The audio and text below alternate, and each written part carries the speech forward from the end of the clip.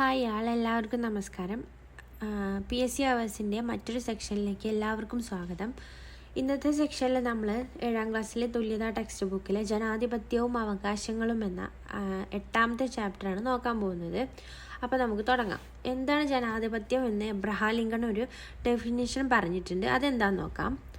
ജനങ്ങൾക്കു വേണ്ടി ജനങ്ങളാൽ നടത്തപ്പെടുന്ന ജനങ്ങളുടെ ഭരണമാണ് ജനാധിപത്യം. ജനങ്ങൾക്കു വേണ്ടി ജനങ്ങളാൽ നടത്തപ്പെടുന്ന ജനങ്ങളുടെ ഭരണമാണ് എന്ത്? ജനാധിപത്യം എന്ന് പറഞ്ഞത് ആരാണ്? എബ്രഹാം ലിങ്കണാണ്. അടുത്ത പോയിന്റ്, ജനങ്ങൾ നേരിട്ടോ ജനപ്രതിനിധികൾ മുഖേനയോ നടത്തപ്പെടുന്ന ഭരണമാണ് ജനാധിപത്യം. ജനങ്ങൾ നേരിട്ടോ ജനപ്രതിനിധികൾ മുഖേനയോ നടത്തപ്പെടുന്ന ഭരണമാണ് എന്ത്? ജനാധിപത്യം എന്നറിയപ്പെടുന്നത്. ജനാധിപത്യം പൊതുവെ 2 തരത്തിലുണ്ട്. ഏതൊക്കെയാണെന്ന് നോക്കാം. ജനാധിപത്യം, പ്രത്യക്ഷ ജനാധിപത്യവും പരോക്ഷ ജനാധിപത്യവും. ജനാധിപത്യം പൊതുവെ 2 തരത്തിലുണ്ട്. ഏതൊക്കെയാണ്? പ്രത്യക്ഷ ജനാധിപത്യവും പരോക്ഷ ജനാധിപത്യവും. അടുത്ത പോയിന്റ്, പ്രത്യക്ഷ ജനാധിപത്യം എന്താണ്? ജനങ്ങൾ നേരിട്ട് തീരുമാനമെടുക്കുന്നവയാണ് പ്രത്യക്ഷ ജനാധിപത്യത്തിൽ. പരോക്ഷത്തിലാണെങ്കിലോ ജനങ്ങൾ അവരുടെ പ്രതിനിധികളെ തിരഞ്ഞെടുക്കുകയും അവർ തീരുമാനമെടുക്കുകയാണ് ചെയ്യുന്നത്. അപ്പോൾ പ്രത്യക്ഷ ജനാധിപത്യം. അടുത്ത പോയിന്റ്, പുരാതന ഗ്രീക്ക് നഗര രാഷ്ട്രങ്ങളിൽ നിലനിന്നിരുന്നു. പ്രത്യക്ഷ ജനാധിപത്യം ആദ്യം എവിടെ നിലനിന്നിരുന്നത്? പുരാതന ഗ്രീക്ക് നഗര രാഷ്ട്രങ്ങളിൽ നിലനിന്നിരുന്നു. പരോക്ഷ ജനാധിപത്യമോ ആധുനിക ജനാധിപത്യ രാജ്യങ്ങളിലാണ് നിലനിൽക്കുന്നത്. പരോക്ഷ ജനാധിപത്യം ആധുനിക ജനാധിപത്യ രാജ്യങ്ങളിലാണ് നിലനിൽക്കുന്നത്. അപ്പോൾ ഒന്നുകൂടെ നോക്കാം. എന്താണ്? ജനങ്ങൾക്ക് വേണ്ടി ജനങ്ങളാൽ നടത്തപ്പെടുന്ന ജനങ്ങളുടെ ഭരണമാണ് ജനാധിപത്യം എന്ന് പറഞ്ഞത് ആരാണ്? എബ്രഹാം ലിങ്കനാണ്. ജനങ്ങൾക്ക് വേണ്ടി ജനങ്ങളാൽ നടത്തപ്പെടുന്ന ജനങ്ങളുടെ ഭരണമാണ് ജനാധിപത്യം എന്ന് പറഞ്ഞത് ആരാണ്? എബ്രഹാം ലിങ്കനാണ്. അടുത്ത പോയിന്റ്, ജനങ്ങൾ നേരിട്ടോ ജനപ്രതിനിധികൾ മുഖേനയോ നടത്തപ്പെടുന്ന ഭരണമാണ് എന്ത്? ജനാധിപത്യം. ജനങ്ങൾ നേരിട്ടോ ജനപ്രതിനിധികൾ മുഖേനയോ നടത്തപ്പെടുന്ന ഭരണമാണ് ജനാധിപത്യം. ജനാധിപത്യം പൊതുവെ എത്ര തരത്തിലുണ്ട്? 2 തരത്തിലുണ്ട്. ജനാധിപത്യം പൊതുവെ 2 തരമുണ്ട്. ഏതൊക്കെയാണ്? ജനാധിപത്യം, ഒന്ന് പ്രത്യക്ഷ ജനാധിപത്യവും ഒന്ന് പരോക്ഷ ജനാധിപത്യവും. ഒന്ന് പ്രത്യക്ഷം, ഒന്ന് പരോക്ഷം. പ്രത്യക്ഷ ജനാധിപത്യത്തിന്റെ പ്രത്യേകതകൾ ആദ്യം നോക്കാം. ജനങ്ങൾ നേരിട്ടാണ് തീരുമാനമെടുക്കുന്നത്. പ്രത്യക്ഷ ജനാധിപത്യത്തിൽ ജനങ്ങൾ നേരിട്ടാണ് തീരുമാനമെടുക്കുന്നത്. ഇതെവിടെ നിലനിന്നിരുന്നത്? പുരാതന ഗ്രീക്ക് നഗര രാഷ്ട്രങ്ങളിൽ പ്രത്യക്ഷ ജനാധിപത്യം നിലനിന്നിരുന്നു. പുരാതന ഗ്രീക്ക് നഗര രാഷ്ട്രങ്ങളിൽ പ്രത്യക്ഷ ജനാധിപത്യം നിലനിന്നിരുന്നു. ഇനി പരോക്ഷ ജനാധിപത്യം നോക്കാം. ജനങ്ങൾ അവരുടെ പ്രതിനിധികളെ തിരഞ്ഞെടുക്കുകയും അവർ തീരുമാനമെടുക്കുകയും ചെയ്യുന്നു. ജനങ്ങൾ അവരുടെ പ്രതിനിധികളെ തിരഞ്ഞെടുക്കുകയും അവർ തീരുമാനമെടുക്കുകയും ചെയ്യുന്നതാണ് പരോക്ഷ ജനാധിപത്യം. അടുത്ത പോയിന്റ്, ആധുനിക ജനാധിപത്യ രാജ്യങ്ങളിൽ നിലനിൽക്കുന്നു. അപ്പോൾ പരോക്ഷ ജനാധിപത്യം എവിടെ നിലനിൽക്കുന്നത്? ആധുനിക ജനാധിപത്യ രാജ്യങ്ങളിൽ നിലനിൽക്കുന്നു. അടുത്ത പോയിന്റ് എന്താണ്? രാജ്യം, ഗവൺമെന്റിന്റെ രൂപം. അപ്പോൾ അമേരിക്കയിൽ എന്താണ്? ജനാധിപത്യമാണ്. അമേരിക്കയിൽ ജനാധിപത്യമാണ്. സൗദി അറേബ്യയിൽ രാജഭരണമാണ്. ബർമയിൽ എന്താണ്? സൈനിക ഭരണമാണ്. ഇന്ത്യയിൽ ജനാധിപത്യമാണ്. അപ്പോൾ അമേരിക്കയിലെ ജനാധിപത്യം, സൗദി അറേബ്യയിലെ രാജഭരണം, ബർമയിൽ സൈനിക ഭരണം, ഇന്ത്യയിൽ എന്താണ്? ജനാധിപത്യ ഭരണമാണ്. ജനാധിപത്യ വ്യവസ്ഥയിൽ ജനങ്ങൾ തെരഞ്ഞെടുക്കുന്ന പ്രതിനിധികൾ ഭരണനിർവഹണം നടത്തുമ്പോൾ ജനാധിപത്യേതര സമ്പ്രദായങ്ങളിൽ രാജാവോ പട്ടാള മേധാവികളോ ആണ് ഭരണം നടത്തുന്നത്. ജനാധിപത്യ വ്യവസ്ഥയിലെ ജനങ്ങൾ തിരഞ്ഞെടുക്കുന്ന പ്രതിനിധികൾ ഭരണനിർവഹണം നടത്തുമ്പോൾ ജനാധിപത്യേതര സമ്പ്രദായങ്ങളിൽ ആരാണ്? രാജാവോ പട്ടാള മേധാവികളോ ആണ് ഭരണം നടത്തുന്നത്. അടുത്ത പോയിന്റ് എന്താണ്? ജനാധിപത്യ വ്യവസ്ഥയിൽ ജനങ്ങളുടെ അവകാശത്തിനും സ്വാതന്ത്ര്യത്തിനും പ്രഥമ പരിഗണന ലഭിക്കുന്നു. ജനാധിപത്യ വ്യവസ്ഥയിൽ ജനങ്ങളുടെ അവകാശത്തിനും സ്വാതന്ത്ര്യത്തിനുമാണ് എന്ത്? പ്രഥമ പരിഗണന കൊടുക്കുന്നത്. എന്നാൽ ജനാധിപത്യേതര ഭരണ വ്യവസ്ഥയിൽ ജനങ്ങൾക്ക് അവകാശങ്ങളോ സ്വാതന്ത്ര്യമോ ഉണ്ടാവുകയില്ല. എന്നാൽ എന്താണ്? ജനാധിപത്യേതര ഭരണ വ്യവസ്ഥയിൽ ജനങ്ങൾക്ക് അവകാശമോ സ്വാതന്ത്ര്യമോ ഉണ്ടാവുകയില്ല. ലോകത്ത് ഭൂരിഭാഗം രാജ്യങ്ങളും സ്വീകരിച്ചിരിക്കുന്നത് എന്താണ്? ജനാധിപത്യ വ്യവസ്ഥയാണ്. ലോകത്ത് ഭൂരിഭാഗം ആളുകളും ജനാധിപത്യ വ്യവസ്ഥയാണ് സ്വീകരിച്ചിട്ടുള്ളത്. ഇനി അടുത്ത പോയിന്റ് നോക്കാം. ജനാധിപത്യ വ്യവസ്ഥയുടെ നിലനിൽപ്പിന് ആവശ്യമായ പ്രധാന ഘടകങ്ങൾ ഏതൊക്കെയാണെന്ന് നോക്കാം. ഒന്ന്, തിരഞ്ഞെടുപ്പ്, നിയമവാഴ്ച, അവകാശങ്ങൾ, സ്വാതന്ത്ര്യ മാധ്യമങ്ങൾ, സാമൂഹ്യ സാമ്പത്തിക നീതി, പ്രതിപക്ഷമൊക്കെ എന്താണ്? ജനാധിപത്യ വ്യവസ്ഥയുടെ നിലനിൽപ്പിന് ആവശ്യമായ പ്രധാനപ്പെട്ട ഘടകങ്ങളാണ്. അടുത്ത പോയിന്റ്, ജനാധിപത്യ വ്യവസ്ഥയും തെരഞ്ഞെടുപ്പും. ജനാധിപത്യ വ്യവസ്ഥയിൽ തെരഞ്ഞെടുപ്പുകൾ വളരെ പ്രധാനമാണ്. ജനങ്ങൾ അവരുടെ പ്രതിനിധികളെ നിശ്ചയിക്കുന്നത് തെരഞ്ഞെടുപ്പിലൂടെയാണ്. അപ്പോൾ ജനാധിപത്യ വ്യവസ്ഥയിൽ എന്താണ്, തെരഞ്ഞെടുപ്പുകൾ വളരെ പ്രധാനമാണ്. ജനങ്ങൾ അവരുടെ പ്രതിനിധികളെ നിശ്ചയിക്കുന്നത് എങ്ങനെയാണ്, തെരഞ്ഞെടുപ്പിലൂടെയാണ്. അപ്പോൾ ഒന്നുകൂടെ നോക്കാം. അമേരിക്കയിൽ എന്താണ് ഗവൺമെന്റിന്റെ രൂപം, അമേരിക്കയിൽ ജനാധിപത്യമാണ്. സൗദി അറേബ്യയിൽ എന്താണ്, രാജഭരണമാണ്. ബർമയിൽ എന്താണ്, സൈനിക ഭരണം. ഇന്ത്യയിൽ എന്താണ്, ജനാധിപത്യം. അടുത്ത പോയിന്റ്, ജനാധിപത്യ വ്യവസ്ഥയിൽ ജനങ്ങൾ തെരഞ്ഞെടുക്കുന്ന പ്രതിനിധികൾ ഭരണനിർവഹണം നടത്തുമ്പോൾ ജനാധിപത്യേതര സമ്പ്രദായങ്ങളിൽ രാജാവോ പട്ടാള മേധാവികളോ ഭരണം നടത്തുന്നു. അടുത്ത പോയിന്റ് എന്താണ്, ജനാധിപത്യ വ്യവസ്ഥയിൽ ജനങ്ങളുടെ അവകാശത്തിനും സ്വാതന്ത്ര്യത്തിനും പ്രഥമ പരിഗണന നൽകുന്നു. എന്നാൽ ജനാധിപത്യേതര ഭരണ വ്യവസ്ഥയിൽ ജനങ്ങൾക്ക് അവകാശങ്ങളോ സ്വാതന്ത്ര്യമോ ഉണ്ടാവുകയില്ല. ലോകത്ത് ഭൂരിഭാഗം രാജ്യങ്ങളും സ്വീകരിച്ചിരിക്കുന്നത് എന്താണ്, ജനാധിപത്യ വ്യവസ്ഥയാണ്. അടുത്ത പോയിന്റ്, ജനാധിപത്യ വ്യവസ്ഥയുടെ നിലനിൽപ്പിന് ആവശ്യമായ പ്രധാന ഘടകങ്ങളാണ് ഇതൊക്കെ. 1 തിരഞ്ഞെടുപ്പ്, 2 നിയമവാഴ്ച, 3 അവകാശങ്ങൾ, 4 സ്വതന്ത്ര മാധ്യമങ്ങൾ, പിന്നെന്താണ്, സാമൂഹ്യ സാമ്പത്തിക നീതി, പ്രതിപക്ഷം. ഇവയൊക്കെ എന്താണ്, ജനാധിപത്യ വ്യവസ്ഥയുടെ നിലനിൽപ്പിന് ആവശ്യമായ പ്രധാനപ്പെട്ട ഘടകങ്ങളാണ്. അതിൽ ജനാധിപത്യ വ്യവസ്ഥയും തെരഞ്ഞെടുപ്പും എങ്ങനെ ബന്ധപ്പെട്ടിരിക്കുന്നത് നോക്കാം. ജനാധിപത്യ വ്യവസ്ഥയിൽ തെരഞ്ഞെടുപ്പുകൾ വളരെ പ്രധാനമാണ്. ജനങ്ങൾ അവരുടെ പ്രതിനിധികളെ നിശ്ചയിക്കുന്നത് എന്തിലൂടെയാണ്, തെരഞ്ഞെടുപ്പിലൂടെയാണ്. അടുത്ത പോയിന്റ്, സാർവത്രിക പ്രായപൂർത്തി വോട്ടവകാശം അടിസ്ഥാനമാക്കിയാണ് രാജ്യത്ത് തെരഞ്ഞെടുപ്പുകൾ നടക്കുന്നത്. സാർവത്രിക പ്രായപൂർത്തി വോട്ടവകാശം അടിസ്ഥാനമാക്കിയാണ് രാജ്യത്ത് തെരഞ്ഞെടുപ്പുകൾ നടക്കുന്നത്. പ്രായപൂർത്തിയായ എല്ലാ ജനങ്ങൾക്കും ജാതി മത വർഗ വംശ ലിംഗ വ്യത്യാസമില്ലാതെ വോട്ടവകാശം എന്നതാണ് സാർവത്രിക വോട്ടവകാശം കൊണ്ട് അർത്ഥമാക്കുന്നത്.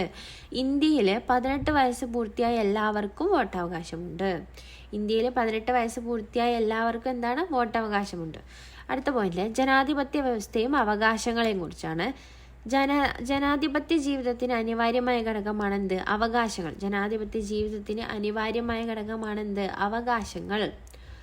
അടുത്തത്, ഏതൊരു മനുഷ്യനും സാമൂഹ്യ ജീവിതത്തിൽ അവൻ്റെ പൂർണ്ണതയിലെത്തുവാൻ ആവശ്യമായ വ്യവസ്ഥകൾ എന്തെല്ലാമാണോ അവയെ അവകാശങ്ങൾ എന്ന് പറയാം.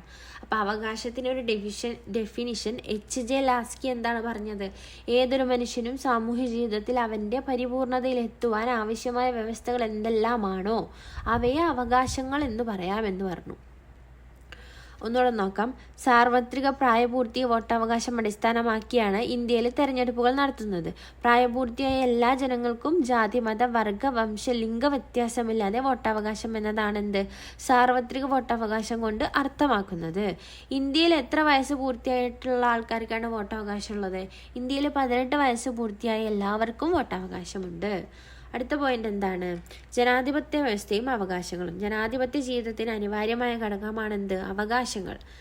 അപ്പോൾ അവകാശത്തിന് H.J. ലാസ്കി എന്താ ഡെഫിനിഷൻ പറഞ്ഞത്, ഏതൊരു മനുഷ്യനും സാമൂഹ്യ ജീവിതത്തിൽ അവൻ്റെ പൂർണ്ണതയിലെത്തുവാൻ ആവശ്യമായ വ്യവസ്ഥകൾ എന്തെല്ലാമാണോ അവയെയാണ് അവകാശങ്ങൾ എന്ന് പറയാമെന്ന് പറഞ്ഞത് ആരാണ്, H.J. ലാസ്കിയാണ്. അടുത്ത പോയിന്റ്, എല്ലാ മനുഷ്യരും സ്വതന്ത്രരായി ജനിക്കുന്നു, പദവിയിലും അവകാശത്തിലും തുല്യത പുലർത്തുന്നു, അവർ ബുദ്ധിയിലും മനസാക്ഷിയും കൊണ്ട് അനുഗ്രഹീതരും പരസ്പര സാഹോദര്യം പുലർത്തുവാൻ നിർബന്ധിതരുമാണ്. എല്ലാ മനുഷ്യരും സ്വതന്ത്രരായിട്ട് ജനിക്കുന്നത്, പദവിയിലും അവകാശത്തിലും തുല്യത പുലർത്തുന്നുണ്ട്, അവർ ബുദ്ധിയും മനസാക്ഷിയും കൊണ്ട് അനുഗ്രഹീതരും പരസ്പര സാഹോദര്യം പുലർത്തുവാൻ നിർബന്ധിതരുമാണ്. അടുത്ത പോയിന്റ് നോക്കാം. എന്താണ് മനുഷ്യാവകാശങ്ങൾ എന്നതുകൊണ്ട് അർത്ഥമാക്കുന്നത്? മനുഷ്യവംശത്തിലെ ഒരംഗം എന്ന നിലയിൽ എല്ലാവർക്കും ഒരേ നിലയിൽ ലഭ്യമാക്കേണ്ട അവകാശങ്ങളാണ് മനുഷ്യാവകാശങ്ങൾ. ജാതി മതം വംശം ഭാഷ പൗരത്വം വിശ്വാസം സംസ്കാരം കുടുംബം സ്ത്രീ പുരുഷ ഭേദം തുടങ്ങി യാതൊരു വിവേചനവും കൂടാതെ മനുഷ്യോചിതമായ ജീവിതം നയിക്കാനുള്ള അർഹത എല്ലാ മനുഷ്യർക്കും ഉണ്ടെന്ന് പ്രഖ്യാപനം എടുത്തു പറയുന്നു. ഓരോ അംഗരാജ്യവും തങ്ങളുടെ രാജ്യത്തെ ജനങ്ങൾക്ക് ഈ അവകാശങ്ങൾ ലഭ്യമാക്കണം. അടുത്ത പോയിന്റ്, മനുഷ്യാവകാശ ദിനം. 1948 ഡിസംബർ 10 UN പൊതുസഭ ആഗോള മനുഷ്യാവകാശ പ്രഖ്യാപനം അംഗീകരിച്ചു. അപ്പോൾ എന്നാണ് ആഗോള മനുഷ്യാവകാശ പ്രഖ്യാപനം അംഗീകരിച്ചത്? UN പൊതുസഭ എന്നാ അംഗീകരിച്ചത്? 1948 1948 ഡിസംബർ 10 UN പൊതുസഭ ആഗോള മനുഷ്യാവകാശ പ്രഖ്യാപനം അംഗീകരിച്ചു. ഇതിൻ്റെ ഓർമ്മയ്ക്ക് എല്ലാ വർഷവും ഡിസംബർ 10 അന്തർദേശീയ മനുഷ്യാവകാശ ദിനമായിട്ട് ആചരിക്കുന്നു. അപ്പോൾ എന്നാണ് അന്തർദേശീയ മനുഷ്യാവകാശ ദിനം? ഡിസംബർ 10 എല്ലാ വർഷവും ഡിസംബർ 10 അന്തർദേശീയ മനുഷ്യാവകാശ ദിനമായിട്ട് UN ആചരിക്കുന്നുണ്ട്. എന്നാണ് UN ആഗോള മനുഷ്യാവകാശ പ്രഖ്യാപനം അംഗീകരിച്ചത്? 1948 ഡിസംബർ 10. അടുത്ത പോയിന്റ് ദേശീയ മനുഷ്യാവകാശ കമ്മീഷനെ കുറിച്ചാണ്. നമുക്ക് നോക്കാം. മനുഷ്യാവകാശ സംരക്ഷണത്തിന് വേണ്ടി ദേശീയ തലത്തിൽ രൂപീകരിച്ച സ്ഥാപനമാണ് ദേശീയ മനുഷ്യാവകാശ കമ്മീഷൻ. 1993 പാർലമെന്റ് പാസാക്കിയ നിയമം അടിസ്ഥാനമാക്കിയാണ് കമ്മീഷൻ പ്രവർത്തിക്കുന്നത്. അപ്പം മനുഷ്യാവകാശ സംരക്ഷണത്തിന് വേണ്ടി ദേശീയ തലത്തിൽ രൂപീകരിച്ച സ്ഥാപനമാണ് ദേശീയ മനുഷ്യാവകാശ കമ്മീഷൻ. 1993 പാർലമെന്റ് പാസാക്കിയ നിയമം അടിസ്ഥാനമാക്കിയാണ് ഈ കമ്മീഷൻ പ്രവർത്തിക്കുന്നത്. ചെയർമാൻ ഉൾപ്പെടെ 5 അംഗങ്ങൾ കമ്മീഷനിൽ ഉണ്ട്. സുപ്രീം കോടതിയിൽ നിന്നും റിട്ടയർ ചെയ്ത ചീഫ് ജസ്റ്റിസ് ആയിരിക്കും കമ്മീഷന്റെ ചെയർമാൻ.